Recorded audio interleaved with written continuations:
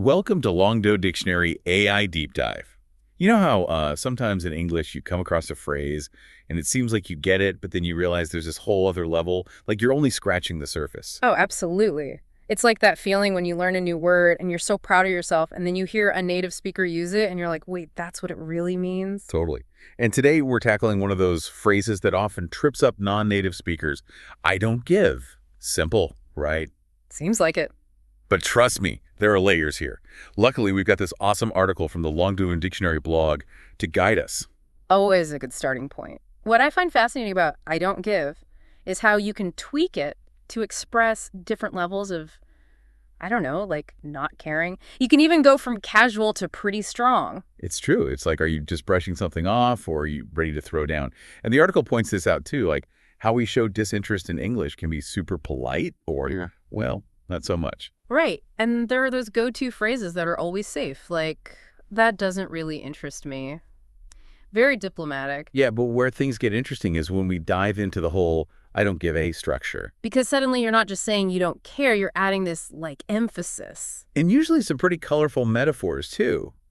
So the article breaks it down into 4 levels, each one more intense. We start with I don't give a hoot, then damn, then shit, and finally fuck. Whoa. Okay, we're going there. We are, but don't worry, we'll unpack all of these. It's important to know those last 2 especially. They can be really strong, like borderline offensive depending on the context. Definitely not something you want to casually drop in a work meeting. Exactly. It's more like, you really mean it. It's like that scale of intensity you were talking about, right? I don't give a hoot.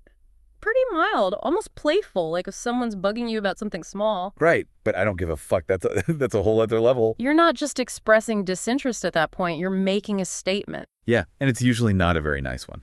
But even though some of these are best avoided entirely. Unless you really know what you're doing. Exactly. Understanding them is still important for navigating English. 100%. Especially spoken English, right? Because you'll hear them. Yeah.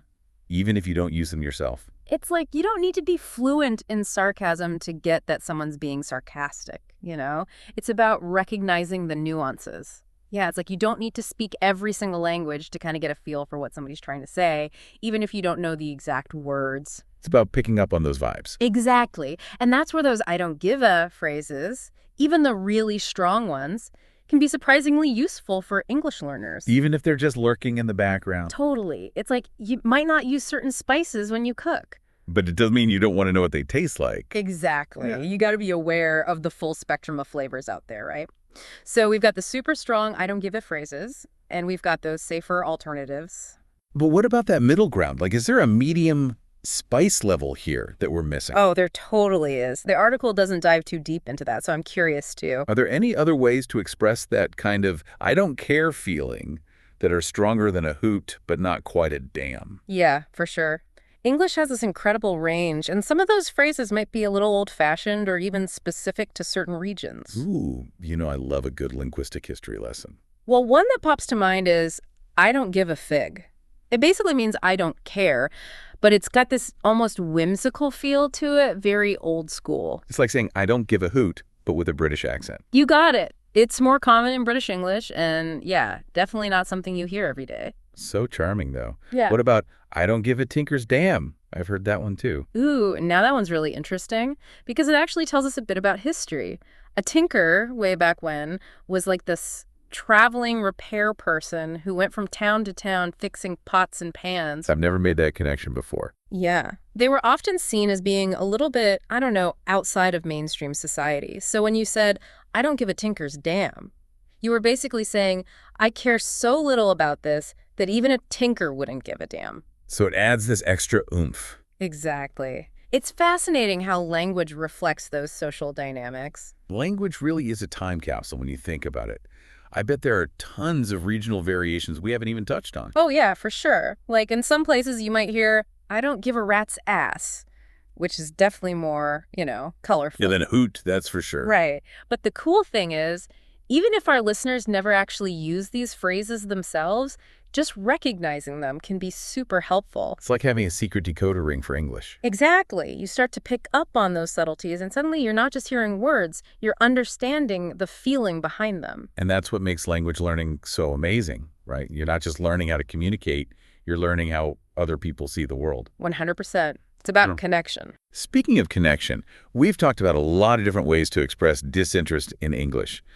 What advice would you give to our listeners, especially those who are still learning, about how to navigate all these nuances? Well, that's a great question.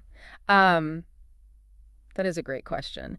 I always tell people learning English, or really any language, it's like you can learn all the grammar rules and vocabulary. Then you go out into the wild. Exactly. And it's a whole different ball game. Because people don't speak in textbooks. Nope.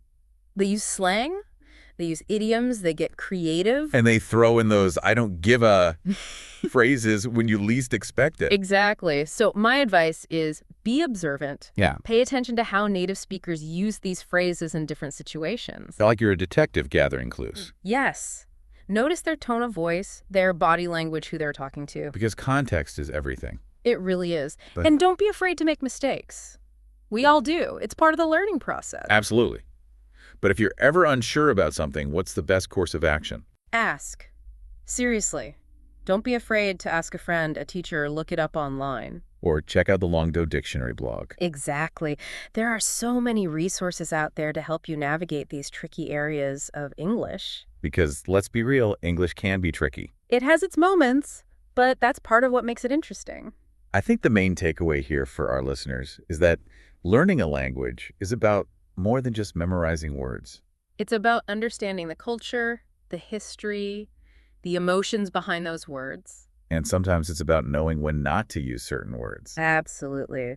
Especially those colorful I don't give a phrases. But hey, at least now our listeners have a better understanding of what those phrases really mean and the impact they can have. Exactly. And who knows, maybe this will even make them think about similar phrases in their own languages. That's a great point.